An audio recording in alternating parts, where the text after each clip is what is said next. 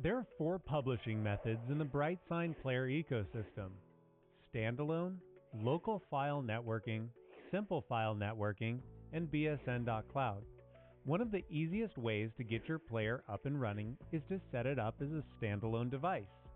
The advantage to this setup is that it doesn't require a network connection, but this means that each time you want to publish new content, you will have to publish the presentation to an exFAT or FAT32 formatted microSD card and manually load the card onto the player. While this method is useful and convenient, if you have multiple players to manage, it can get cumbersome, especially if the players are installed behind screens with limited access.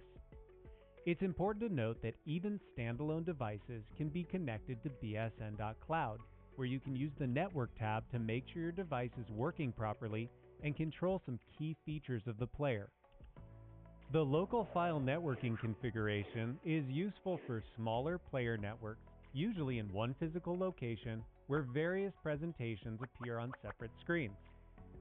This configuration requires that both your computer and your players are on the same network, and you may need to add your player's IP address to publish presentations.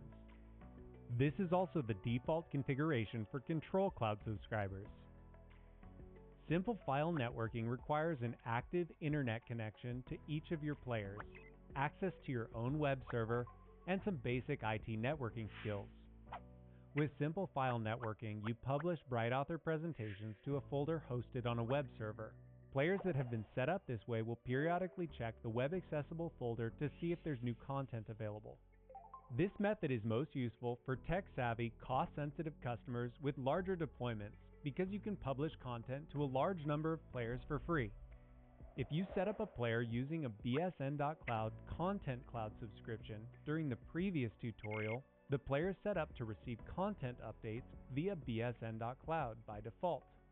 With this configuration, your content and presentations are hosted remotely via BSN.cloud, and you can publish to players from anywhere at any time.